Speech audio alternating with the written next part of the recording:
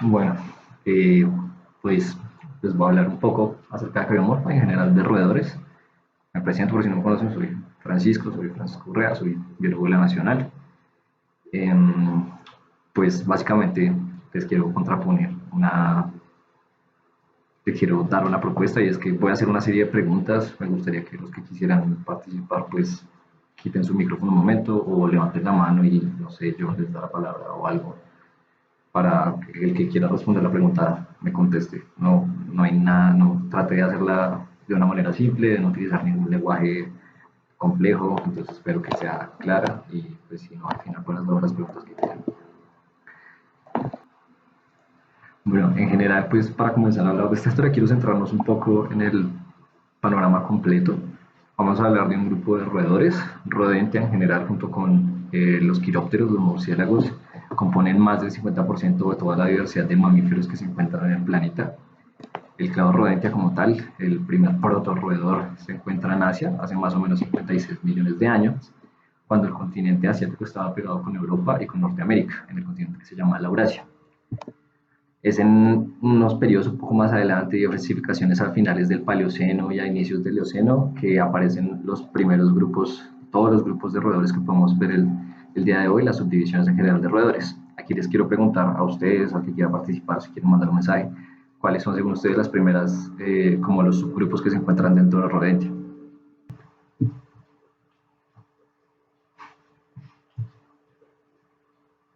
Bueno, voy a asumir que nadie quiere hablar, entonces por lo pronto voy a continuar. Como tal, les pongo esta foto que aparece en la parte superior, ya que pues para los que trabajamos con roedores, para los que hemos visto roedores en algún momento, conocemos cómo es el diente de un roedor, que es más o menos así. Entonces quería mostrarles cómo era el patrón más ancestral, como el patrón más antiguo que tenemos de un roedor. Este es uno de los primeros roedores que se encuentran precisamente en el continente asiático. Es el fósil de Trilospenomis y pueden ver que realmente tiene todavía cúspides, no tiene estas crestas raras ni estos patrones raros que podemos ver en la superficie oclusal de los dientes de roedores modernos. Incluso podemos ver que se pueden asemejar tal vez a los patrones que se ven en los primates platirrinos y en otros primates que tenemos en general en el planeta en tiempos modernos. Bueno, en general, para responder la misma pregunta que yo hice, el, pueden responder la pregunta si algo por el chat y yo también los puedo leer.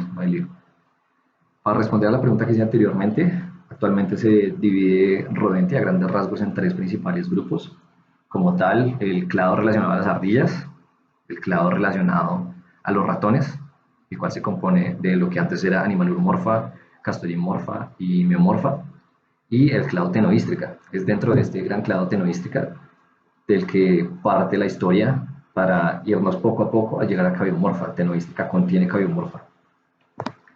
Cabiomorfa como tal, pues es importante, un linaje monofilético, es exclusivo del continente suramericano y se divide en cuatro superfamilias, la familia Cabioidea, superfamilia Chinchiloidea, Eritesontoidea y Octodontoidea. Octodontoidea, como podemos ver, es el clado más diverso y el más rico dentro de todo el grupo de cabiomorfos. Básicamente, Eritesontoidea son los puercoespines, Cabioidea son los cuyes, los chigüiros, los dasyprocta, los ñeques, Chinchiloidea, Dinomis, que casi nadie lo conoce, y algunos otros animales que no tenemos acá, como lo es el caso de la mara, de la vizcacha, y el clado tontoidea, el cual contiene al tucutuco, que tampoco lo conocemos aquí, en general ratas espinosas y algunos animales que incluso llegan hasta las Antillas del continente suramericano. Tenemos en total más de 250 especies que representan al clado en la modernidad, que se dividen en 10 familias y los encontramos desde bosques lluviosos, desde la selva amazónica, hasta los desiertos, hasta la Puna, hasta el desierto de la Atacama en Chile. Esto quiere decir que no solamente tenemos una gran riqueza, también tenemos una serie de historias de vida muy distintas, tenemos una serie de diferentes hábitos, tenemos especies fosoriales, tenemos especies arborícolas, cursoriales, incluso semiacuáticos como lo es nuestro chigüiro nacional. Bueno, según lo que sabemos y por el fósil más antiguo que tenemos, la historia de estos animales comienza aquí en el continente suramericano, más o menos hace 41 millones de años. Este es una ilustración de Cachillacuy, que es el fósil más antiguo dentro de los fósiles más antiguos que se conocen para roedores de acá de Sudamérica.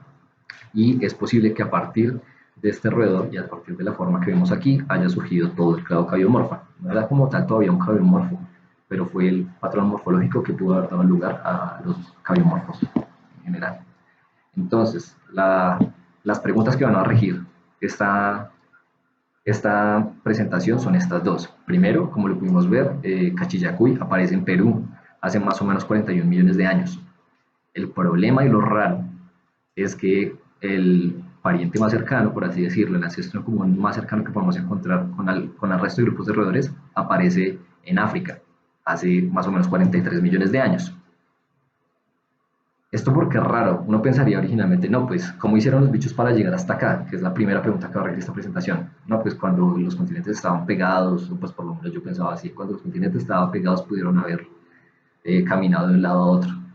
Pero, pues no, realmente no. El panorama que tenemos en este mapa que les estoy mostrando es como tal una reconstrucción de cómo era el planeta hace 40 millones de años, más o menos cuando llegaron los cabiomorfos aquí al continente suramericano. Y más raro aún, ese ancestro en común que tienen todos los roedores con los cabiomorfos, como lo saben, está en Asia. Entonces, como lo pueden ver, tampoco está pegado al continente africano, al continente de la Eurasia. Entonces, también cómo se dio este paso, cómo pasamos de Asia a África y cómo pasamos de África hacia Sudamérica. Voy a tratar de contarles más o menos cómo sea la historia a través del registro fósil, de decir cómo fue cambiando y desde el grupo más grande tenoístrica llegar hasta cabiomorfa, para poder al final responder a la siguiente pregunta que voy a tratar de explicar a lo largo de esta presentación, que es cómo se diversificaron, no solamente cómo llegaron hasta acá, sino cómo todo ese patrón de formas que tenemos el día de hoy, toda esa variabilidad morfológica y de historias de vidas se dio lugar en nuestro continente, ya que cabiomorfo es uno de los grupos más diversos de mamíferos en general de la parte oeste de todo el planeta. Bueno, nuevamente retomo toda la filogenia de roedores. ¿Por qué? Pues para comentarles, de acuerdo a lo que ustedes pueden ver en esta parte de acá, el clado relacionado a las ardillas representa como tal, podríamos decirlo, el clado más basal. Entonces, a partir de esta morfología y de este conjunto de rasgos, que van a surgir los patrones más derivados. Dentro de estos, el clado del que les voy a hablar y donde va a comenzar este viaje, que es el clado tenoístrica. Pero, pues, en general, antes de iniciar realmente con el viaje, quiero dar a conocer alguna terminología. Primero que todo, y relacionado con lo que dije antes, vamos a considerar que ya que las ardillas se encuentran como el patrón más antiguo o el que es más cercano a lo que sería el ancestro común de todos los roedores, el patrón ciurognato, que es esta forma de mandíbula y la manera en la que los músculos se insertan desde el cráneo a la mandíbula y lo que está relacionado a la masticación, va a tener un patrón ciurognato antiguo en las ardillas y va a aparecer un patrón posteriormente más derivado en el que se va a llamar el patrón histriocognato. Este patrón histriocognato lo vamos a encontrar un poco más adelante y ya les voy a comentar. Básicamente lo que cambia es la manera en la que se insertan los músculos, donde los músculos que se insertan en la mandíbula van a pasar a través de un gran foramen orbital que es este hueco que vemos aquí. Segunda cosa de las que les quiero hablar es de los dientes. En general, los que trabajan con mamíferos y todo el grupo ya sabe que cuando queremos hablar de mamíferos tenemos que saber de dientes, tenemos que saber algo de terminología y de todo esto. Entonces quiero traer a colación algunos términos como lo son cono, cresta y cúspide, también cónulo. En general, los conos y los cónulos son pues elevaciones de la superficie cruzal, son una serie de puntas que salen sobre la superficie cruzal del diente de un mamífero. Cono se podría decir que es una punta grande y cónulo es una punta un poco más pequeña. Cresta sería una elevación de esta superficie oclusal que forma como un puente entre dos conos. Cíngulo es una porción de un diente que forma una protuberancia convexa y el lofo es como la exacerbación de ese cíngulo. Ya no solamente se eleva un poquito, sino que ahora van a aparecer esta serie de puentes transversales como se ve en este diente de acá. Y finalmente quiero tocar los dos términos que son braquiodonto e ipsodonto. Braquiodonto, cuando hablamos de mamíferos, hace referencia a molares que tienen una corona bajita. Un ejemplo muy claro son sus propios molares. Nosotros tenemos unos molares braquiodontos con una cresta bajita y en contraposición el patrón ipsodonto, que se refiere a crestas un poco más altas. Esto lo podemos ver en algunos herbívoros, lo vemos en caballos, lo vemos en vacas y en algunos otros mamíferos. Bueno, ya como tal para comenzar, y como les dije, vamos a comenzar por tenoístrica. Este gran grupo agrupa, valga la redundancia, todos los roedores asiáticos, africanos y suramericanos, que son los grandes clados tenodactiloide Diatomide e Hystriocognati, que es un infraorden, donde vamos a encontrar Cabiomorfa. Este clado, al igual que el resto de grupos de roedores, y como lo mencioné, aparece entre finales del Paleoceno e inicios del Eoceno, y aparece durante un gran evento que se denomina radiación pterodactiloidea, el cual da paso a la aparición de todos estos clados. Y es a partir de aquí que voy a narrar este primer paso dentro de toda la historia, que es el paso de ciurognato a histriocognato. También es dentro de Tenoístrica que aparece por primera vez el patrón lofodonto en herbívoros y omnívoros. No aparece en todos los clados que forman Tenoístrica, pero sí en algunos, ya lo voy a detallar un poco más adelante. Entonces comenzamos por un viaje aquí en la suborden Tenoístrica, por un fósil que aparece en China, y vamos a pasar a otro fósil que aparece en Mongolia, que es de más o menos unos 52 millones de años. Lo que tenemos es que Tacuamis, que va a representar el patrón tenoístrico, tiene una condición todavía ciurognata, si lo podemos notar por acá, todavía no tiene ese foramen infraorbital grande. Tenemos todavía unos patrones dentales que tienen conos, podemos diferenciar las cúspides principales del molar, y todavía no tenemos crestas notables, tenemos cíngulos, pero no tenemos lobos. Tenemos dientes braquiodontos con cúspides redondas, y de este patrón tenoístrico general vamos a pasar a un patrón que es prehistriocognati, en este fósil de Mongolia, que va a ser de este Gobiomis. Pasamos del patrón ciromorfo-basal a la aparición del patrón histriocognato, de coronas bajas a coronas un poco más altas, pero todavía son patrones braquiodontos, con cúspides muy notables y redondas a cúspides menos notables y unos conoros de menor tamaño. Tenemos crestas aquí más elevadas, que ya puedes decir que formamos lofos. ¿Por qué es importante el hecho de lo que estoy hablando de los lofos? Como podemos ver, a diferencia de en estos molares de acá, estas crestas forman unas elevaciones transversales en toda la estructura del diente. Porque esto es importante, esto habla de la manera en la que estaban masticando los bichos. En los patrones tenoístricos tenemos una masticación que va de lado a lado, como las vacas. Y cuando pasamos a tener estas crestas, agregamos un componente oblicuo en la masticación. Eso quiere decir que ya no solamente estamos masticando de lado a lado, sino también estamos macerando de esta manera un poco. El siguiente paso que vamos a dar es a lo que ya se podría considerar como tal parte del clado corona, a los primeros histriocognatos como tal, que va a ser dentro de la subfamilia Baluchimine, hace más o menos 50 millones de años, todavía durante el Eoceno temprano. Ahora vamos a pasar de este fósil que hemos visto, Gubiomis, al ejemplo que traigo aquí, que es Baluchinis. Para reforzar ese componente de masticación oblicua, ahora se tiene que elevar la articulación de la mandíbula para poder mejorar el componente de masticación. Entonces ese va a ser uno de los cambios. Vamos a tener aún menos diferenciación en las cúspides. Como pueden ver, de acá a acá ya casi no notamos las cúspides que tenemos. Y finalmente ya tenemos lofos como tal, podemos ver crestas como pliegues, y aparece un patrón pentalofodonto, que se puede considerar como ese patrón ancestral dentro de todo el clado histriocognati. Patrón pentalofodonto se refiere básicamente a que tenemos 5 lofos, 5 crestas principales, 1, 2, 3, 4 y 5 crestas. El clado histriocognati como tal, dentro de Tenoística, ya solamente va a contener a los roedores de África y del Nuevo Mundo, básicamente divididos en piomorfos, gaudiamúridos, histrídeos y cabiomorfos. Particularmente considero importante resaltar gaudiamúrido, ya que a partir de este patrón gaudiamúrido van a aparecer dos clados que vamos a tratar por el momento. El clado piomorfa, que va a representar a los clados de roedores, a los grupos de roedores del viejo mundo de África, y cabiomorfa, que también sale de gaudiamúrido, que son los que vamos a encontrar en el continente suramericano. También quiero mencionar en este caso algunos de los caracteres que podemos encontrar en histriocognatos. Tenemos el desarrollo mandibular que les mencioné anteriormente, también tenemos que hay una lateralización de la mandíbula, del proceso angular, que también complementa ese proceso de masticación. Tenemos ese foramen infraorbital amplio, como lo dije al principio de la presentación, por donde van a pasar los músculos que se insertan a la mandíbula. Es a partir de ese patrón de Baluchimine y similares que van a surgir todos los grupos que tenemos, en general los piomorfos.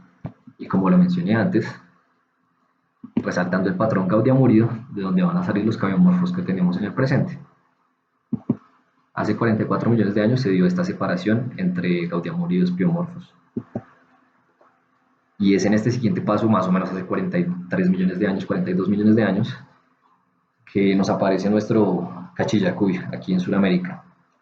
Entonces, tenemos este patrón que, como lo pueden ver, se parece bastante, de hecho, al patrón gaudí-amurido en África. Y aquí nuevamente les quiero preguntar, si este bicho llegó aquí hace 42 millones de años y teníamos estos animales acá en África, en este escenario, porque es este mapa en el que les estoy planteando el problema, ¿cómo hicieron para llegar de África a Sudamérica? Quiero que aquí escriban en el chat o me digan cómo creen ustedes que llegaron o que quiera participar, que hipoteticemos, no hay ningún problema y igual les voy a contar entonces, pero por favor participen. Igual 2 minutos.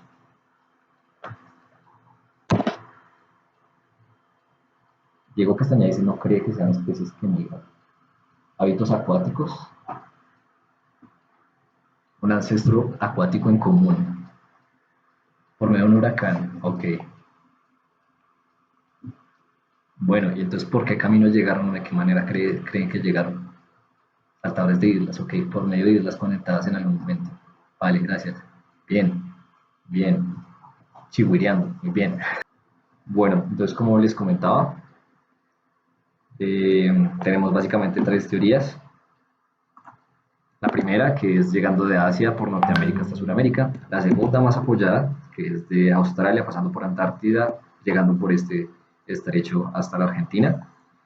Y la final, aunque sea pues la que parece más loca, la más apoyada es que pasaron a través del océano desde África directamente hasta Sudamérica. ¿De qué manera? Como lo mencionaron algunos, porque sé que algunos sabían, por medio de rafting, por medio de balsas que forman material vegetal y por medio de estas balsas pasaron desde el océano, desde África, por medio del océano Atlántico hasta el continente sudamericano.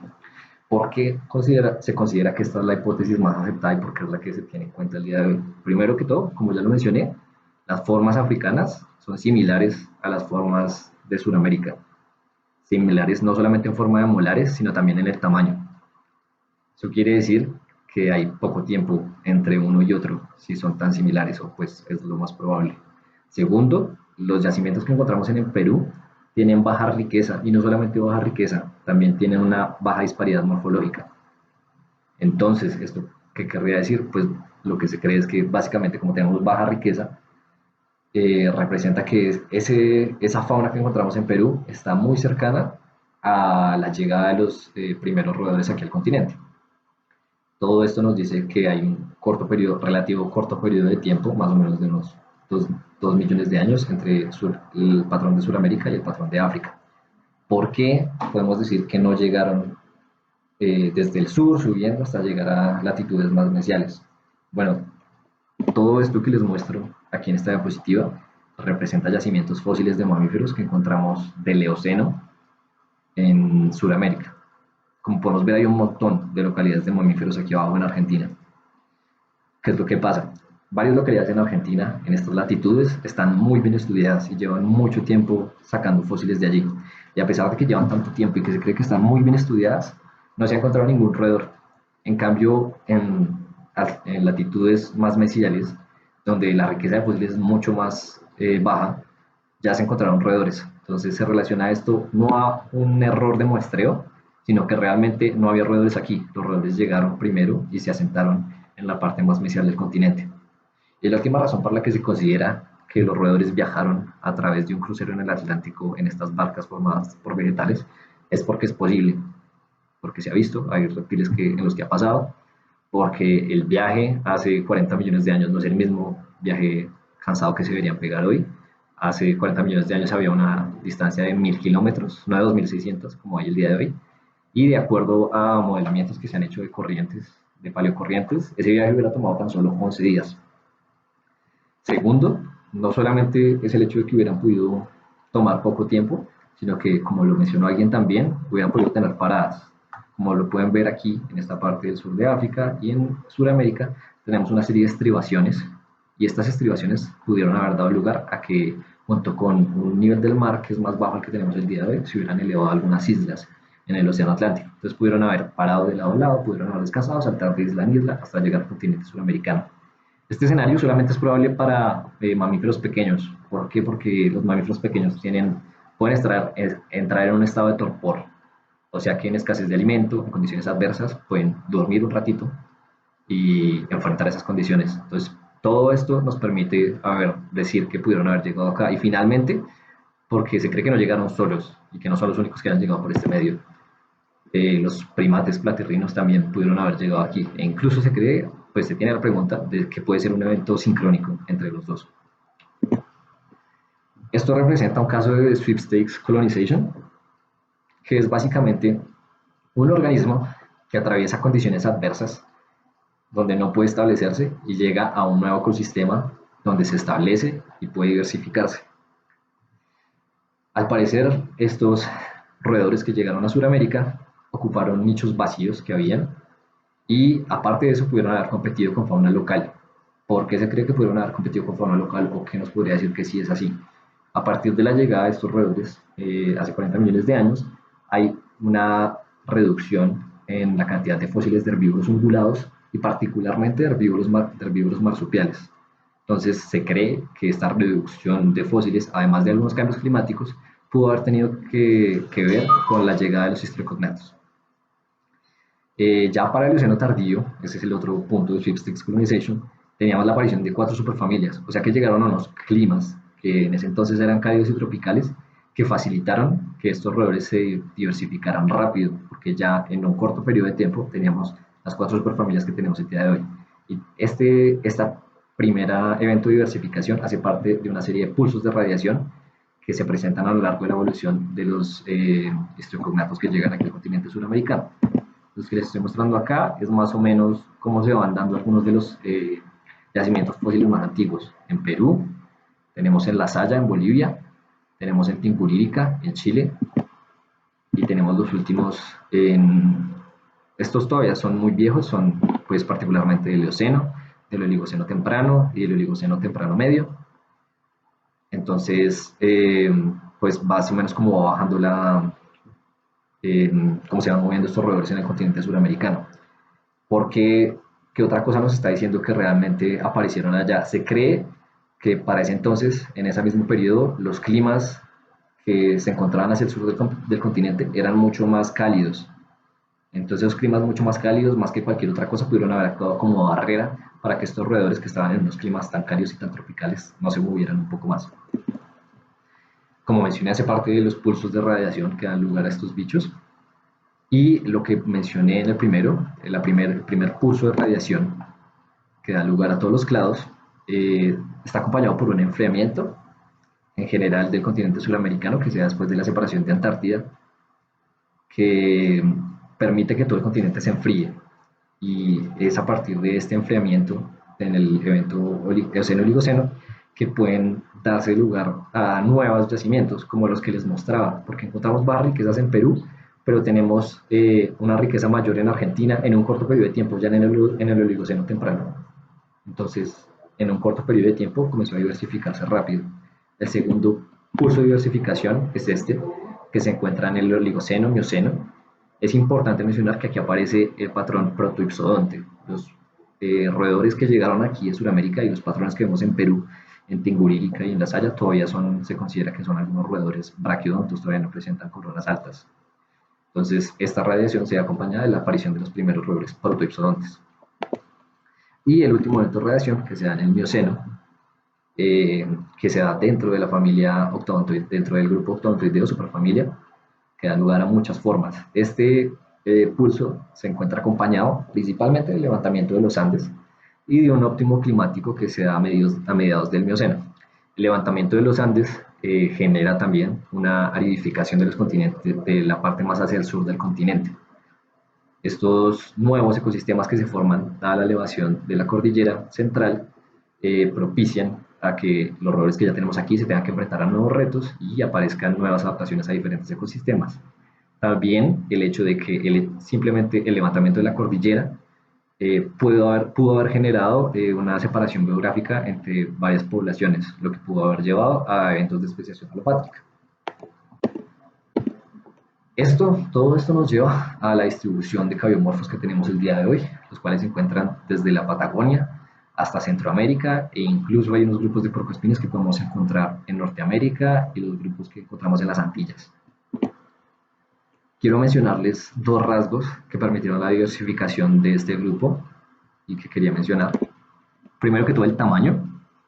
Los cabiomorfos, más que otros roedores, han tenido la capacidad intrínseca de incrementar su tamaño. Se presentaban eventos de aumento de tamaño de roedores que pesan más de 30 kilogramos en casi todos los grupos de cabiomorfos, en tres, excepto en Octodontoidea. Tenemos bichos que están desde los 130 gramos, de los octodontoideos más pequeños, hasta los cabiomorfos más grandes que hemos podido encontrar, que es Josephortigacia, que es el roedor más grande que se ha encontrado hasta la fecha, que puede pesar de entre 200 hasta 500 kilogramos, casi como un caballo o incluso como un buey. Y tenemos que se presentan varias ocasiones más, como lo es el caso de Phoberomis, como lo es el caso de Neopiblema, como lo es el caso de Steiromis, y como dos ejemplos modernos que tenemos, que es nuestro chihuiro, y Dinomis, que también es un roedor grande que tenemos aquí. Este complejo de aumento del tamaño no se ve acompañado de varias variables, es un fenómeno complejo. Se da principalmente por clima y la humedad. Básicamente lo que se ha encontrado es que roedores pequeños se encuentran relacionados a climas húmedos y cálidos, como en el caso de la Amazonía, donde no tenemos casi roedores tan grandes, y los roedores más grandes se encuentran en climas cálidos y secos, como lo podemos ver en el chihuiro, digamos, que se encuentran en pastizales abiertos, en climas un poco más calientes y un poco más secos, dependiendo. Finalmente, esto no solamente se da por elevación de temperatura, sino que también se pudo haber acompañado por la disminución de otros herbívoros. Se cree que este aumento de tamaño se dio hacia finales del Mioceno y pudo haberse dado también durante el Gavi porque aparecen muchos otros herbívoros y la desaparición de estos otros herbívoros dio lugar a que estos roedores pudieran ocupar esos nichos que estaban dejando y pudieran incrementar su tamaño. El segundo factor que quiero mencionar, como lo mencioné al principio de la presentación, es la ipsodoncia. Al igual que el tamaño, la ipsodoncia aparece varias veces a lo largo de la filogenia de los cabiomorfos, particularmente durante el Oligoceno, donde aparece la protoipsodoncia, y durante el Mioceno, donde encontramos a los primeros roedores eoipsodontos. Como ya lo habrán notado, dije eoipsodonte, protoipsodonte y ipsodoncia. En general, ipsodoncia nos referimos a todos los roedores que tengan coronas altas, pero esto lo podemos separar en protoipsodontes, que son coronas altas, pero todavía tenemos raíz, y tenemos eoipsodonte, que es como lo más alto a lo que se llega, que son coronas altas que están en constante crecimiento, ya no tienen raíces. En general, estas adaptaciones se dan, según se cree, como respuestas a dietas más abrasivas. ¿Por qué dietas más abrasivas? Pues, como lo mencioné, por ejemplo, la aridificación de los ecosistemas del sur, dada por la elevación de los Andes, pudo haber propiciado la aparición de sabanas y de desiertos, ecosistemas un poco más difíciles a los que se tenían que adaptar estos animales y donde había una dieta como con plantas más difíciles de masticar. Entonces tenemos gramíneas, es mucho más difícil sacar nutrientes de una planta, entonces tenemos que molerlas bien para que esos nutrientes los podamos aprovechar. Entonces esta elevación, esta aparición de la exoncia se puede haber dado como ambientes áridos, para ambientes áridos o sabanas abiertas, o segundo, puede ser una adaptación a la presencia de sedimentos. En el sur del continente, también en la Patagonia, se ha encontrado que hay muchos sedimentos de origen de vidrio volcánico. Estas pequeñas porciones de sedimentos pudieron haberse mezclado con el alimento de los cabiomorfos antiguos y todo esto se hubiera convertido en una presión, para lo cual hubieran tenido que desarrollar estas estructuras que fueran más difíciles de desgastar, por lo que también pudieron haber desarrollado el patrón eoipsodonte. Se presenta, como ya lo pueden ver, varias veces y está acompañado también por patrones dentales simplificados. Como les mencioné, teníamos originalmente un patrón pentalofodonto. Este es el caso de Tenomis, del tucotuco, donde tenemos ya solamente dos crestas, tenemos un patrón mucho más simplificado. Y pues básicamente eso es lo que les tengo que contar. Lo último que les voy a decir es que traté de condensar un montón de información en relativamente corto tiempo, pero hay muchas otras cosas interesantes, como es lo que les dije, la llegada de estos bichos a las Antillas, cómo llegaron a las Antillas, hay diferentes teorías, la evolución de los puercoespines, que de hecho está muy relacionada con el movimiento de los primates alrededor de Sudamérica, la evolución dentro del clado Octodontoidea, que representa la evolución de la ipsodoncia, los movimientos en la Amazonía, etcétera, la relación entre primates y cabiomorfos, será que llegaron al mismo tiempo, cómo afectaron estos primates y estos cabiomorfos a la fauna que ya teníamos, y el recambio de especies, como ustedes los pueden ver en este árbol filogenético, hay muchos linajes fantasmas, hay muchas especies que ya no tenemos el día de hoy, entonces ¿qué pasó acá? El incremento del tamaño, porque ya no vemos especies tan grandes, entre otros. Y lo último que quiero tocar es qué pasa con Colombia. Bueno, en Colombia, no sé si ustedes muchos lo sepan, tenemos un yacimiento fósil muy importante que se encuentra en el Huila, en la Venta, en el desierto de la Tatacoa, el cual denominamos, se encuentra como el Mioceno Medio, y este forma una época geológica que se denomina como el Laventiense. ¿Por qué es importante este conjunto de mastofauna? Porque representa morfología moderna de taxones modernos y todavía hay muchísimo que hacer. De los trabajos que podemos encontrar que se han hecho en roedores cabiomorfos aquí en el continente, en Colombia particularmente, son de Fields y de Walton, que son del siglo pasado. Entonces todavía hay muchas cosas por hacer y pues principalmente hago esta presentación porque pues espero contribuir un poco y estoy tratando de contribuir un poco a este conocimiento. Ya, espero que hayan aprendido, espero que les haya parecido interesante y recibo preguntas.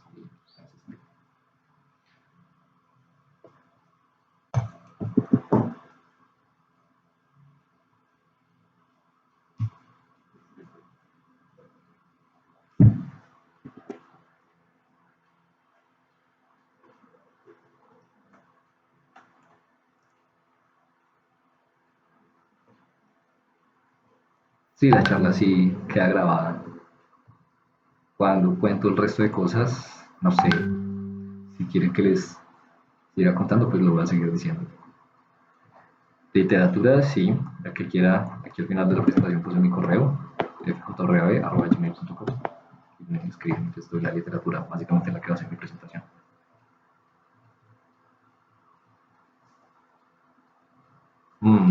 Si los estudios más recientes son del siglo pasado, que se puede contar como un nuevo estudio, pues en general los estudios que se tienen de estos roedores son descriptivos.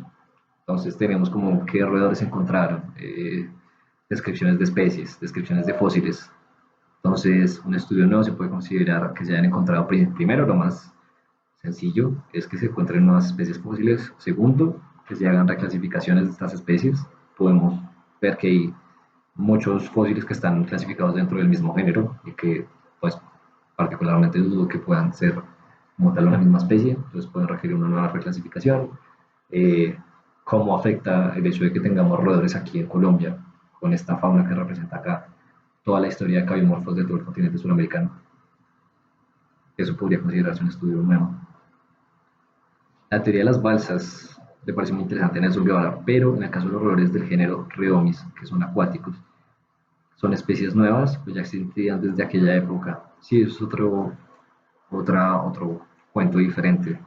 Las especies subacuáticas en general y acuáticas se desarrollan mucho después y de hecho hay muy pocas especies de las que se tenga registro que sean subacuáticas, principalmente porque la mayoría de fósiles que tenemos de roedores se conocen es por dientes. Entonces, pues es muy difícil que podamos inferir de que sean semiacuáticos o acuáticos dependiendo de los dientes. Pero sí se cree que hay algunas especies como los roedores más grandes que podrían ser semiacuáticos, pero los acuáticos como tal podrían ser más recientes. Y particularmente Redomis, la verdad, no sé a qué clado pertenece. Hay literatura sobre etología de los cabimorfos, pues como tal de chigüiros. Sí la hay, no sé si hay los cabimorfos fósiles, pero pues. Estudios de citogenética, no sé, la verdad, supongo que sí. ¿Los fósiles tienen alguna relación con el tipo de suelo? No entiendo la pregunta. Pues se encuentran fósiles principalmente en suelos arcillosos y en sedimentos que no sean muy agresivos con el material. Entonces, particularmente en sedimentos como que provengan de ríos, como es el caso acá en la Venta. Hay un cambio considerable en el ecosistema de Colombia si estas especies empiezan a desaparecer. Es una pregunta interesante y es una pregunta que se podría responder si supiéramos los cambios que se han dado en todo el continente y los cambios de la biofauna que estaba en este continente. Podrían decirnos cómo van a ser esos futuros cambios que se pueden encontrar en las nuevas especies, en las especies modernas. ¿Listo? ¿Alguien más? Profe.